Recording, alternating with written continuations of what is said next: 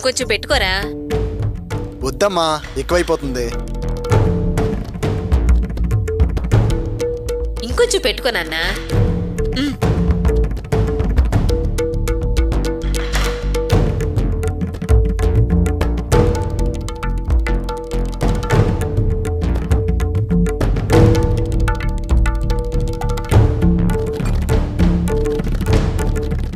మధ్యాహ్నం ఏం జరిగింది? ఏం జరగలేదు. ఏంటి ఏం జరగలేదు? ఏది నా కళ్ళలోకి చూసి చెప్పు. నిన్ను మా అమ్మ తిట్టలేదు? అర్చన, మనం ఇలా ప్రతిదానికి మౌనంగా ఉంటే వాళ్ళు ఇలాగే రెచ్చిపోతారు. ఒకసారి గట్టిగా వాత పెడితే గాని వాళ్ళు హద్దుల్లో ఉండరు, లైన్లోకి రారు.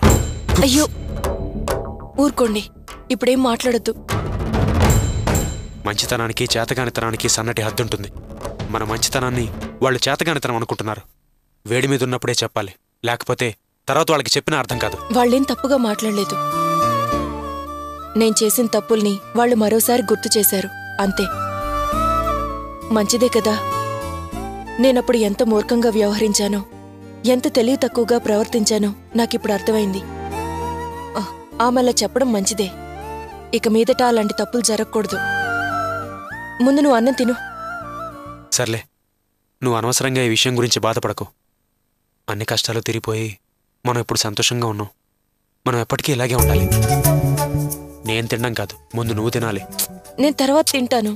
మాట్లాడుతూ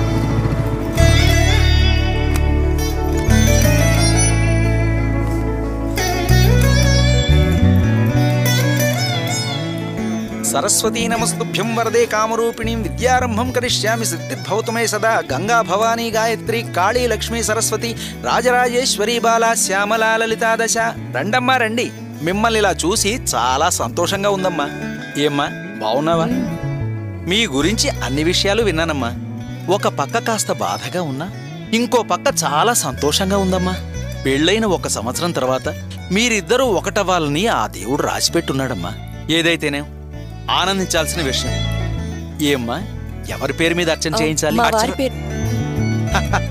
సరే సరే మీ ఇద్దరు పేర్ల మీద అర్చన చేయిస్తాను మీరు అమ్మవారిని ప్రార్థన చేసుకోండి సర్వే కుటుంబానామః గోపి అర్చనా నామధేయస్య క్షేమ స్థైర్య అభయ అమ్మా నన్ను క్షమించమ్మా నీతోనే గొడవపడి మూర్ఖంగా మాట్లాడాను అయినా నా భర్తని కాపాడమనగానే కరుణ చూపించి కాపాడి నా మాంగళ్యం నిలబెట్టావు కన్న తల్లిలా కాపాడి కడుపులో దాచుకున్నావు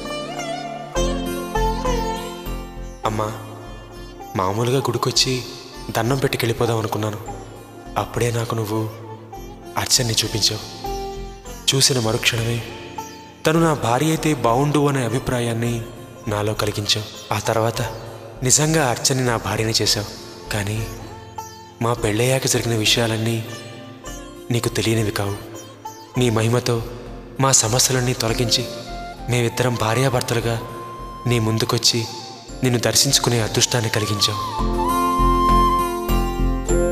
మనిషి చేసిన సాయం మర్చిపోలేనిదైతే కాళ్ల మీద పడి నమస్కరిస్తాం కానీ ఈరోజు నా కళ్ళలో ఆనంద బాష్పాలు నింపిన నీ చల్లని చూపుకి నా మనసు నీ పాదాల దగ్గర దీవించమని పరుస్తున్నాను నన్ను ఆశీర్వదించు తల్లి జీవితాంతం మీ ఇద్దరం సంతోషంగా ఉండేలా మమ్మల్ని దీవించు తల్లి నిత్యం నీ దీవెనలు మా వెన్నంటే ఉండాలమ్మా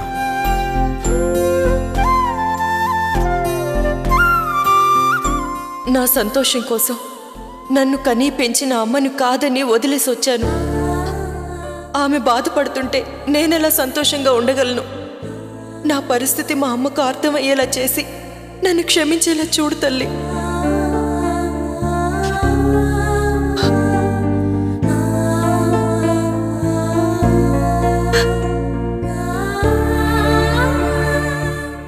అర్చన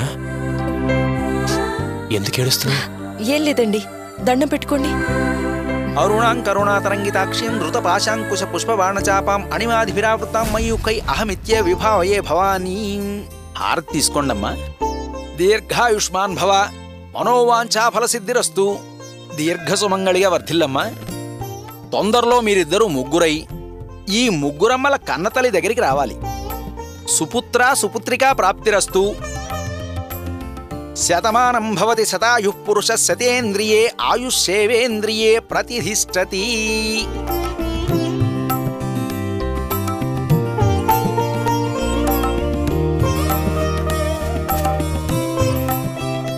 అర్చన, ఇందాక నువ్వు బాధపడ్డావు, ఎందుకని అడిగితే చెప్పలేదు. మా అమ్మన్న మాటలు నీకు బాధ కలిగించాయా? చెప్పర్చనా. చచ్చా, అలాంటిదేం లేదండి. నేను చాలా ఆనందంగానే ఉన్నాను. ఆ ఆనందంతోనే నా కళ్ళల్లో నీళ్లొచ్చాయి. ఇవి కన్నీళ్లు కావు, ఆనంద బాష్పాలు. ఆనంద బాష్పాలా? అవును. నాకు అర్థం కావట్లేదు అర్చన, అంత ఆనందం దేనికి? ఇంతకు ముందు నా పరిస్థితి ఏంటో నాకే తెలీదు, దిక్కుతోచని స్థితి. కానీ ఇప్పుడు నాకంతా అర్థమైంది, నిజమేంటో తెలిసింది. ఇప్పుడు దక్కిన ఈ సంతోషమే అమ్మవారి ముందు అలా బయటపడింది. ఆ అమ్మే కదా నాకు ఈ ఆనందాన్నిచ్చింది. నా పెళ్లి కాకముందు, పెళ్లి వయసు దాటినా కూడా ఎప్పుడు పెళ్లి ఆలోచన నాకు రాలేదు. ఎప్పుడూ అమ్మా నాన్న, అన్నయ్య, వదిన, చెల్లెళ్ళకి వండి పెడుతూ అమ్మకి సాయంగా ఉంటూ సంతోషించాను. అమ్మే నా గురించి బాధపడుతుండేది. కాని నాకు మాత్రం ఎప్పటికీ అక్కడే ఉండిపోతే మంచిదనిపించేది. అమ్మ చెప్పే వేదాంతం ఆశ్చర్యం కలిగించేది. కుటుంబం ముఖ్యం కాని కట్టుకున్నవాడు కాదు అనుకునేదాన్ని. పెళ్ళయిన తర్వాత కూడా నా భావనంతే. అందుకే అమ్మ వంక, కుటుంబం వంక నేను మొగ్గు చూపించేదాన్ని. కాని నేను చేసిందెంత పెద్ద తప్పో నాకిప్పుడు అర్థమైంది. నీతో ప్రారంభించిన ఈ జీవితం నాకు జీవితానికి అర్థం నేర్పింది. భర్తతోటి ఆనందం అదే స్వర్గం అని తెలుసుకున్నాను. నేనన్నది కేవలం దాంపత్య జీవితం గురించి మాత్రమే కాదు, ప్రేమ, ఆప్యాయతల గురించి కూడా. పుట్టింటి ప్రేమకైతే రక్త సంబంధం అనే ఆధారం ఉంటుంది. కాని నువ్వు నా మీద చూపించే ప్రేమకి తేడా ఉంది, ఓ సున్నితత్వం ఉంది. అది భర్తే ముఖ్యమని తెలియజేస్తుంది. మంచి మనసున్న భర్త ప్రేమ పరిపూర్ణంగా పొందగలిగితే చాలు, ఆ స్త్రీ జన్మకి పరిపూర్ణత దక్కినట్టే. ఆ అదృష్టం నాకు దక్కిందని సంతోషించాను. ఆ సంతోషాన్ని తట్టుకోలేకపోయాను. అర్చన, నువ్విలా సంతోషంగా మాట్లాడుతుంటే నాకెంత ఆనందంగా ఉందో తెలుసా? కానీ నాకెందుకో నీ సంతోషంలో కూడా బాధ కనిపిస్తుంది. ఎందుకని? అంటే ఇప్పుడు నువ్వు చెప్పిన దాని ప్రకారం చూస్తే నేను నీలాగే సంతోషంగా ఉన్నాను కదా, అలాంటప్పుడు నేను ఏడవాలి కదా. ఇక ఆపండి. మనం దేనికోసం ఎప్పుడూ బాధపడకూడదు, సంతోషంగా ఉండాలి, సరేనా? సరే.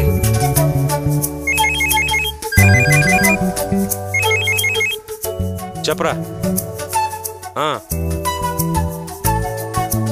నేను ఈరోజు షెడ్కి రావట్లేదు. ఈరోజు బయట నాకు చాలా ఇంపార్టెంట్ పని ఉంది. ఈరోజు నాకు హాలిడే. మొత్తం నువ్వే చూసుకో. ఉంటాను. అదేంటి ఈరోజు షెడ్కి వెళ్ళట్లేదా? ఎందుకని? నీకోసమే. నాకోసమా? దేనికి? సాధారణంగా పెళ్ళైన వెంటనే మొగుడు పెళ్ళాలి పిల్లల్ని కంటారు కదా, కానీ మనకి ఓ సంవత్సరం పాటు బాగా గ్యాప్ వచ్చింది కదా, ఆ గ్యాప్ని ఫీల్ చేద్దామని. ఏంటండి మీరు? ఇది గుడి, ఆ విషయం మర్చిపోయారా? ఏం మాటలవి? గుడైతే ఏంటి, ఇందాక పూజారన్న మాటే ఇప్పుడు నేను చెప్పాను. కాకపోతే ఆయన సంస్కృతంలో చెప్పాడు, నేను తెలుగులో చెప్పాను, అంతే తేడా. అర్చన, పూజారి చెప్పినట్టు జరగాలంటే మనం చెయ్యాలి. కావాలంటే పూజారిని అడుగుదాం. అయ్యో ఏంటండి, ఆపండి. అడుగుతారు. అడిగి ఇప్పుడు ఈ విషయం గుళ్ళో చర్చ పెడతారా? నన్నే కొడతావా? అయ్యో ఏంటండి మిమ్మల్ని. అబ్బా అయ్యో అబ్బా అరే ఆపండి గట్టిగా కొడుతున్నావు. మిమ్మల్ని.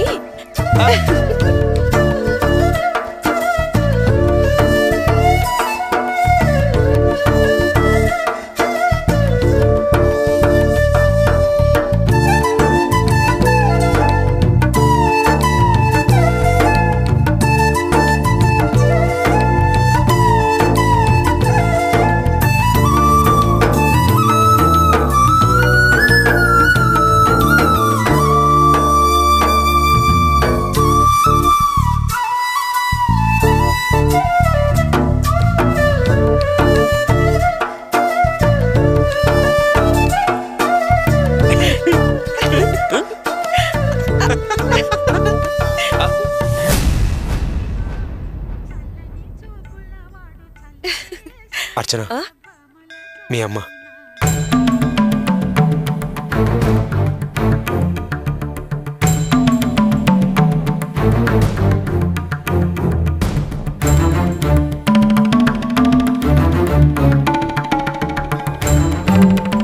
అర్చన, వెళ్ళి మాట్లాడు. ఏం పర్వాలేదు, వెళ్ళి మాట్లాడు. వెళ్ళు.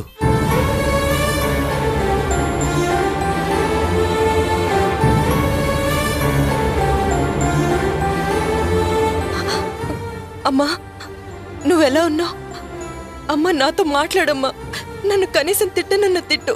అమ్మవారి పేరున అర్చన చేయించండి. అమ్మా, అదేమిటమ్మా, అమ్మాయి అంతలా బతిమలాడుతుంటే ఒక్కసారి మాట్లాడొచ్చు కదా. అమ్మవారి పేరున అర్చన చేయించండి, నేను త్వరగా వెళ్ళాలి. అలాగే. అమ్మా, అమ్మా, అమ్మా మాట్లాడమ్మా. అమ్మా, అమ్మా, నీ కోపం రావచ్చు. నీ కోపం ఎంత న్యాయమైందో నా నిర్ణయం కూడా అంతే న్యాయమైందమ్మా. అమ్మా, నిన్ను అవమానపరచాలని నేను అలా మాట్లాడలేదు. కావాలంటే చంపలేసుకుంటాను. అమ్మ నాతో మాట్లాడు. ఏదో నోరు జరాలా మాట్లాడేశాను. నన్ను క్షమించలేవమ్మా. అమ్మా, అన్నయ్య నిన్ను ఎదిరించి పెళ్లి చేసుకున్నాడు. తన్ను అంగీకరించావు. కావ్య ఇల్లు వదిలి వేరే ఇంట్లో ఉండొచ్చింది. దాన్ని క్షమించావు. నేనంత తప్పు ఏం చేశానమ్మా? నన్నెందుకు క్షమించలేవు? ఇక్కడే ఈ స్థానంలోనే అమ్మవారి ముందు నిలబడి మొక్కుకున్నాను. నీ మనసులో నా మీదున్న కోపం పోవాలని, నన్ను క్షమించాలని. ఆ అమ్మవారు దయతలిచింది. నువ్వు దయతల్చలేవా అమ్మా?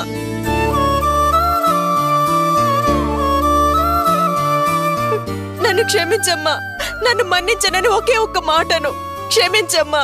మాట్లాడు అమ్మా, మాట్లాడమ్మా, మాట్లాడమ్మా. అమ్మా, అమ్మా, అందరూ వేడుకు చూస్తున్నట్టు మిమ్మల్నే చూస్తున్నారు. ఇప్పటికైనా క్షమించానని ఒక్క మాట అనొచ్చు కదమ్మా. మీరే నన్ను క్షమించాలి. నేనిక్కడికొచ్చింది నా ప్రశాంతత కోసం, నా మనశ్శాంతి కోసం. దాన్నెవరూ చెడగొట్టే ప్రయత్నం చేయొద్దని చెప్పండి. అమ్మా, అమ్మా, అమ్మా,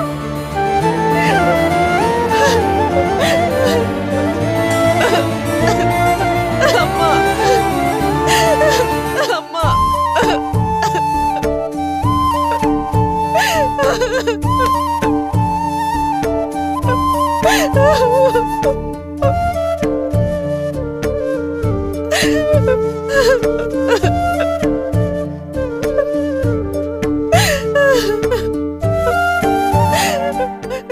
అర్చన, బాధపడకు. మనిద్దరం సంతోషంగా ఉండడం అత్తయ్య గారు చూశారు. అది నేను గమనించాను. నన్ను చూడగానే ఆవిడ మొహం తిప్పేసుకున్నారు. ఆవిడ మనసులో మనిద్దరం సంతోషంగా ఉన్నామని ఆనందిస్తున్నారు. దిగులు పడక అర్చన. ఎప్పటికైనా మళ్ళీ అత్తయ్య గారు నేను ఇంతకు ముందులాగా ప్రేమిస్తారు. నా మాట నమ్ము. పద.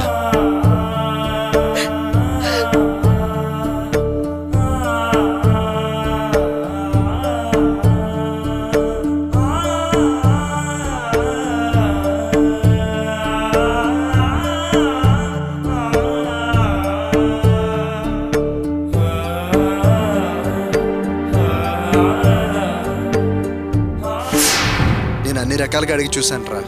ఆ పొలిటీషియన్ కుదరదంటే కుదరదన్నాడు. పోనీ డబ్బైనా తిరిగి ఇప్పించండి సార్ అని బతిమలాడాను. నో ఛాన్స్ అన్నాడు. ఎందుకంటే డబ్బు ఎక్కడెక్కడ ఇవ్వాలో అక్కడ ఇచ్చే కదా నీకు అపాయింట్మెంట్ ఆర్డర్ తెప్పించింది అన్నాడు. జాబ్ వచ్చినప్పుడు జాయిన్ అవ్వడం అది నీ తప్పు, నన్నేం చేయమంటావు అన్నాడురా. సో పని లేదు మనీ లేదురా. మళ్ళీ గవర్నమెంట్ జాబ్ కావాలంటే యథావిధిగా మళ్ళీ ఫస్ట్ నుంచి ఫైల్ విత్ మనీ మూవ్ చేయాల్సిందేరా. కథ మళ్ళీ మొదటికొచ్చింది. జాబ్ కావాలంటే డబ్బు కావాలరా. ఏంటి మామ ఎలా అయింది? గవర్నమెంట్ జాబ్ నీ గోల్, కానీ మిస్ అయిందే. లక్ష్యం అదేరా, కానీ ఏం చేస్తాం, బ్యాడ్ లక్. అయిపోయింది దాని గురించి ఆలోచన ఎందుకురా? పోయింది ఏదో పోయింది. గవర్నమెంట్ జాబ్ లేకపోతేనారా ఏదైనా ప్రైవేట్ జాబ్ ట్రై చేయి. లేదురా, ప్రైవేట్ అన్నప్పుడు నా పాత జాబ్ డ్రైవర్ జాబే బెస్ట్. అదే చేద్దాం అనుకుంటున్నాను రా. అదేంట్రా, డిగ్రీ పూర్తి చేసావు కదా, ఒక మంచి జాబ్కి ట్రై చేయాల్సిందిరా. చేయొచ్చురా. శాలరీ ఎంత ఇస్తారు? జస్ట్ 2-3 వేలు. అదే సరిపోతుందిరా ఫ్యామిలీ మెయింటెనెన్స్ కి. అంతకన్నా ఈ ప్రైవేట్ ట్రావెల్స్ చేరితే 6-7 వేలు వస్తుందిరా. పర్వాలేదు వీడు, పెళ్ళయ్యాక కాల్కులేషన్స్ బాధ్యతలు బాగానే తెలుస్తున్నాయి. రేయ్ తప్పదురా, ఇంట్లో మొత్తం 5 మంది, తిండి తిప్పలు ఇంట్లో ఖర్చులు. రేయ్ ఓ పక్క డబ్బులో పుట్టి డబ్బులో పెరిగిందిరా రేవతి. తను బాగా చూసుకోవాలి కదా. Shampoos, soaps, hair oil, cosmetics వీటికే చాలా అవుతుందిరా. అరే మావా, ఒక 1000 రూపాయలు ఉంటేవరా. రై నిన్నే కదరా వీడి దగ్గర 1000 రూపాయలు పట్టుకెళ్ళు. రేయ్ ఫ్యామిలీ మెయింటెనెన్స్ అంటే మాటలు కాదురా, ఎంత ఖర్చు అవుతుందో తెలుసా? నా సమస్య మీకెలా అర్థం అవుతుందిరా? ఒరే, నీ జీవితం భస్మసూర అస్త్రంలా నీ చేతులారా నువ్వే నాశనం చేసుకున్నావురా. కరెక్టేరా, ఆల్మోస్ట్ అంతే. డోంట్ వరీరా, ఇప్పుడు నువ్వు పెట్టే ఖర్చులన్నీ తర్వాత అసలు వడ్డీతో కలిపి తీసుకుందులే. అసలు వడ్డీనా? అదేలారా, వాళ్ళ మామగారిని చూస్తే నీళ్లు కుమ్మరించుకొని కూతురే చచ్చిపోయింది అంటున్నాడు. మరి ఇంకెలారా వచ్చేది? నువ్వేం దిగులు పడవలసిన అవసరం లేదురా. నీళ్లు పోసుకుంటే పోసుకున్నాడు, మళ్ళీ తుడిచేసుకుంటాడులే. ఒరే, రేవతి వాళ్ళకి ఒక్క కూతురు. ఆస్తి పంచమని ఒక్క లాయర్ నోటిస్తే చాలు. వీడొకడు కాలువ దాటడం కష్టంగా ఉందిరా అంటే గోదావరి ఈదు అన్నాడంట. రేయ్ ఇల్లు గడవడమే కష్టంగా ఉందిరా అంటే కోర్టుకి ఎక్కమని సలహా ఇస్తున్నావా? అరే మావా, నేను నిన్ను ముందడిగిన డబ్బిస్తే నేను ఇంటికి వెళ్తానురా. రే 1000 రూపాయలు లేవు గానీ 500 అన్నారా? లేకపోతే ఏం చేస్తావురా, ఉన్నవాడితోనే అడ్జస్ట్ అవుతాం. దోస్త్ మేరా దోస్త్. రే ఏంట్రా ఇది, వీడి ఫ్యామిలీ మెయింటెనెన్స్ మనల్ని పోతున్నాడు. హలో మై డియర్ ఫ్రెండ్స్, మిమ్మల్ని నమ్ముకోనేరా నేను డేర్గా లవ్ మ్యారేజ్ చేసుకుంది. ఫ్రెండ్షిప్ అంటే హెల్ప్ కూడా చేయాలమ్మా, అప్పుడే అది ట్రూ ఫ్రెండ్షిప్ అనిపించుకుంటుంది. స్నేహమేరా జీవితం, స్నేహమేరా శాశ్వతం.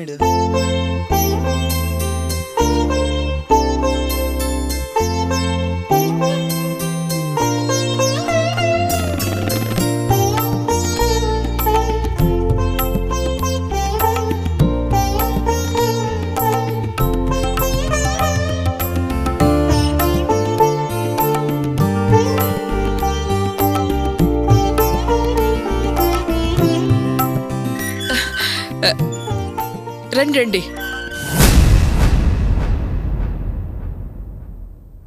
మిమ్మల్నేనండి, రండి.